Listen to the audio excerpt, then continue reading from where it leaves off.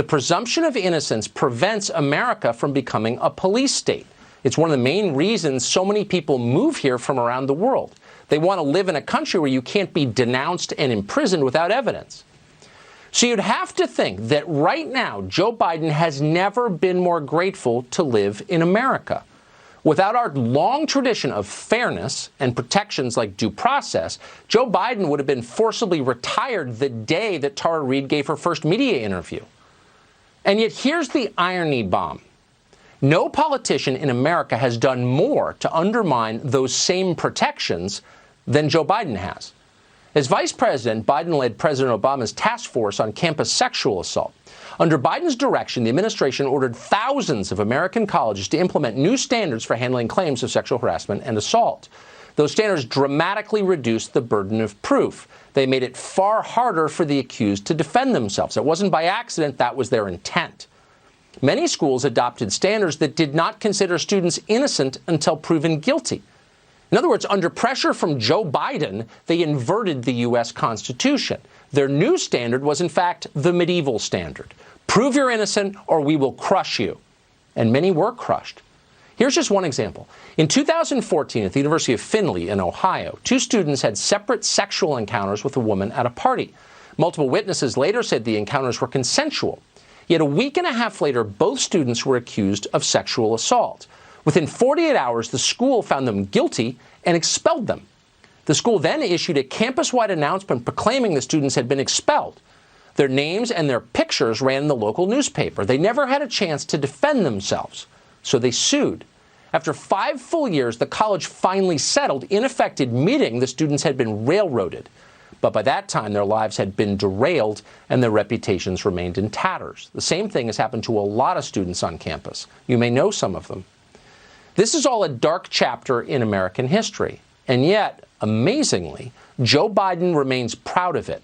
Not long ago, he dismissed any who criticized his attacks on constitutional norms as, quote, Neanderthals, as if you'd have to be a rapist to believe in due process.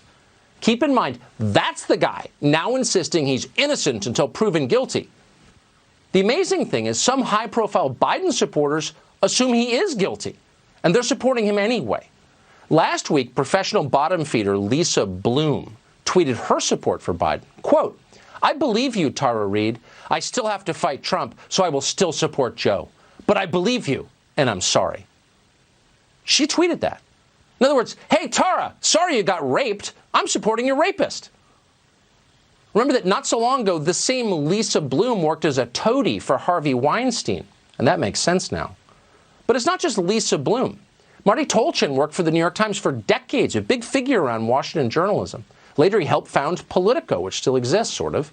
In a recent letter to his old paper, Tolchin laid out his reasoning with remarkable candor. Quote, I don't want an investigation. I want a coronation of Joe Biden. I don't want justice, whatever that may be. I want to win. The removal of Donald Trump from office. And Mr. Biden is our best chance. Suppose an investigation of the rape claims reveals damaging information and Mr. Biden loses the nomination to Senator Bernie Sanders or someone else with a minimal chance of defeating Mr. Trump. Should we really risk the possibility? Again, we're not making that up. He wrote that. Bringing a rapist to justice might affect the Democratic Party's chances in the fall presidential election. Therefore, let's just ignore it. That's what Marty Tolchin is arguing, and he's arguing it explicitly. These are the people lecturing you relentlessly about your moral failings. Who are these people? They're exactly the kind of people the Bill of Rights exists to disempower. Without our constitutional protections, crazed and unscrupulous power worshippers like Lisa Bloom and Marty Tolchin would decide who goes to prison and who doesn't. You do not want to live in a country like that. But with the fascism he unleashed on college campuses, Joe Biden brought America much closer to being that country.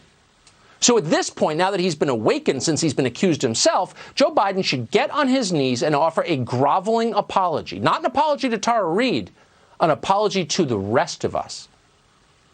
In breaking news just into this show, literally as I read the script, my producers noticed a news release was blasted out in an email from Joe Biden. I'm reading this cold. The statement is titled, Statement by Joe Biden on the Trump administration rule to undermine Title IX and campus safety. Just what we were talking about.